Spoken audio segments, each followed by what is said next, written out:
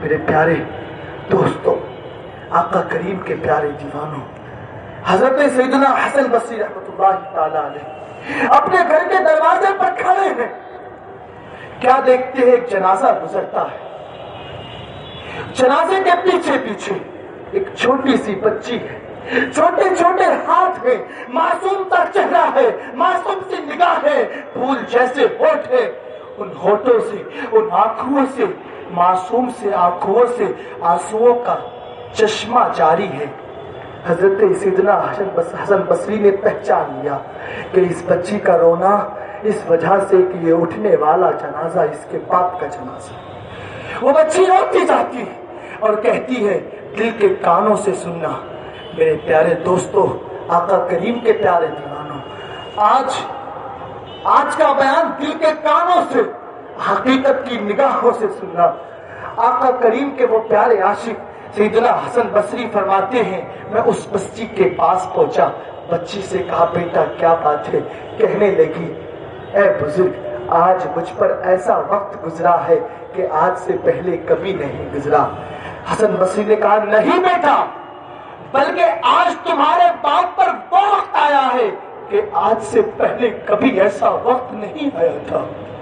جنازہ پہنچتا ہے، لوگ قبرستان میں دفن کر دیتے ہیں. رات گزر جاتی ہے. چھوٹی سی بچی ہے، رات کبھی ادھر کروٹ لیتی ہے، کبھی اس طرف کروٹ لیتی ہے، کبھی دائیں کبھی بائیں. بمشکل صبح کی سفیدی نمودار ہوتی ہے. بچی اٹھتی ہے، صبح کی نماز کے فوراً بعد تیزی سے قبرستان کی طرف روانہ ہو جاتی ہے. قبرستان پہنچتی ہے. حضرت سیدنا حسن بصری نے دیکھا کہ کل والی بچی آج پھر دوڑی جا رہی ہے، تو عبرت کے لیے اس کے پیچھے پیچھے چل دی ہے. دیکھا کہ بچی اپنے والد کی قبر کے پاس پہنچ جاتی ہے. اس بچی کے سوالات ہم سب کی آنکھیں کھولنے والے. یقین مانیے گا، جب میں اس واقعے کو پڑھ رہا تھا تو حقیقت میں اس نے میری بھی نگاہ کھولی، آپ کی بھی نگاہ، آپ کی بھی آنکھیں کھلیں گی. وہ بچی اپنے والد کی قبر کے پاس پہنچ جاتی ہے. حضرت سیدنا حسن بصری ایک درخت کے پیچھے چھپ جاتے ہیں.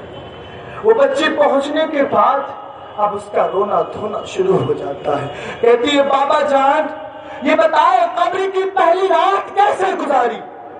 میرے پیارے دوستو، عاشقان مصطفیٰ، آقا کریم کے پیارے دیوانوں، ہم سب کو قبر کی پہلی رات گزارنی ہے اور ان سوالات کا سامنا کرنا ہے. بچی کہتی ہے، یہ بتائے بابا جان قبر کی پہلی رات کیسے گزاری؟ کل تک جب آپ گھر پہ ہوتے اندھیرا ہو جاتا، مغرب کی نماز ہو جاتی، رات اپنی آن بان شان کے ساتھ آتی، جب رات اپنی سیاہی لے کر کے آتی، آپ کو اندھیرے سے اتنا ڈر لگتا کہ مغرب کی نماز کے فوراً بعد کہتے بیٹا گھر میں چراغ جلا دو، اندھیرا ہو چکا ہے، اندھیرے کی وجہ سے مجھے ڈر لگ رہا ہے، گھر میں چراغ جلا دو. کہتی ہے، بابا جان کل جب رات کا اندھیرا چھا جاتا تو تم کو اندھیرے سے ڈر لگتا، مجھ سے کہتے چراغ جلا دو. آج کی رات، آج قبر کی پہلی رات کیسے گزاری ہوگی؟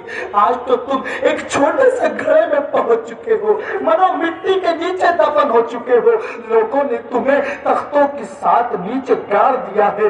اے بابا جان یہ بتائیں، آج جب اندھیرے نے ستایا ہوگا تو کس نے چراغ روشن کیا ہوگا؟ کس نے قبر کے اندھیریوں کو کاٹا ہوگا؟ کس نے قبر کے اندر اجالا کیا ہوگا؟ سوال کرتی ہے، بابا جان کل تک جب آپ کے سر میں درد ہوتا، آپ کام کرتے کرتے تھک جاتے، آپ گھر واپس آتے، آپ کا سر جواب دے چکا ہوتا، آپ کے اعضائے بدن جواب دے چکے ہوتے، آپ گھر آ کر مجھ سے کہتے بیٹا آج سر میں بہت درد ہے، آج کام کی وجہ سے بہت تھک چکا ہوں، میرا سر دبا دے، میرا سر دبا دیجئے. بابا جان کل تک میں آپ کا سر دبا دی، آج تو لوگوں نے آپ کو منو مٹی کے نیچے دبا دیا ہے. اگر وہ قبرستان کی وہ مٹی، قبرستان کے وہ تختے، آپ کی قبر کے تختے اگر ٹوٹ چکے ہوں گے، اگر وہ ٹوٹ گئے ہوں گے، اور منو مٹی آپ کے اسی نرم و نازک چہرے پر، اسی نرم و نازک آپ کے ماتھے پر پڑی ہوگی، تو بابا جان کس نے تمہارا سر دبایا ہوگا؟ کس نے بابا جان تمہارا خیال کیا ہوگا؟ بچی روتی جاتی ہے. آقا کریم کے پیارے دیوانوں، واقعہ سنانے کا مقصد روایت رہی ہے۔ واقعات سنانے کا مقصد اپنے دلوں کو موم کرنا ہے۔ آقا کریم فرماتے ہیں قبر کی باتیں یاد کیا کرو، قبرستان جایا کرو، قبرستان جانے سے دل موم ہو جاتا ہے۔ واقعات سنانے کا مقصد، حکایت سنانے کا مقصد صرف اتنا ہے کہ آج یاد رکھے کہ کل ہو سکتا ہے یہی قبر ہمارا ٹھکانہ بن جائے، یہی قبر ہمارا مسکن بن جائے، اسی قبر میں ہم کو پہنچا دیا جائے تو ہماری قبر میں اجالے کیسے ہوں گے؟ ہماری قبر کے اندر مٹی اگر ہمارے رنگ و نازک وجود پر آئے گی تو ہم کیا کریں گے؟ آقا کریم کے پیارے دیوانوں، وہ بچی پھر سوال کرتی ہے، بابا جان کل تک جب آپ کو بھوک لگتی تھی، آپ کی بھوک کی وجہ سے آپ کا پیٹ پتلا ہو جاتا، بھوک کی وجہ سے، آپ پیاس کی وجہ سے آپ کے ہونٹوں پر پپڑی جم جاتی، آپ کا حلق سوکھ جاتا۔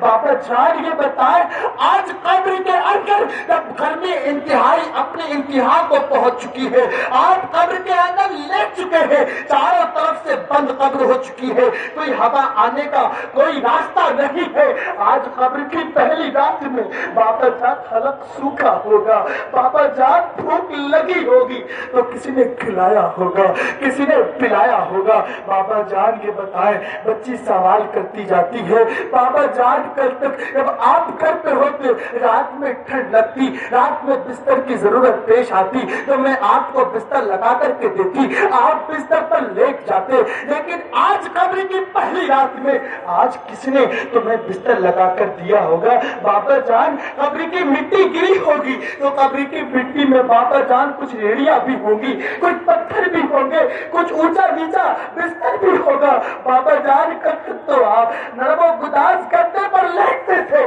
آج کنکریوں والے بستر پر، آج کنکریوں والی زمین پر، آج اس ریت پر جو تپ کر کے انسان کے بدن کو جلا دیتی ہے۔ بابا جان آج قبر کے اس بستر کو آپ نے کیسے سہا ہوگا، آپ نے کیسے گزارا ہوگا؟ میرے پیارے دوستوں، آقا کریم کے پیارے دیوانوں، آج کی رات اگر رب کے خوف سے آنکھوں سے آنسو جاری ہو گئے تو یاد رکھے پھر یہی قبر ہوگی، اسی قبر کے اندر جنت کی کھڑکی ہوگی، اسی قبر کے اندر تمہارے لیے جنت کا ٹھکانہ ہوگا، تمہارے لیے جنت کی نعمتیں ہوں گی۔ اس لیے عاشقان مصطفیٰ، آقا کریم کے پیارے دیوانوں، آج کی رات جب تک اس بارگاہ سے مت اٹھنا، اس وقت تک اس محفل سے مت اٹھنا جب تک تمہاری آنکھوں سے آنسو نہ بہ پڑے، جب تک یاد رکھیں علماء نے لکھا ہے کہ آنسو کا بہ جانا، آنسوؤں کا نکل جانا اس بات کی علامت ہوتا ہے کہ رب کی بارگاہ میں ہماری توبہ قبول ہو گئی۔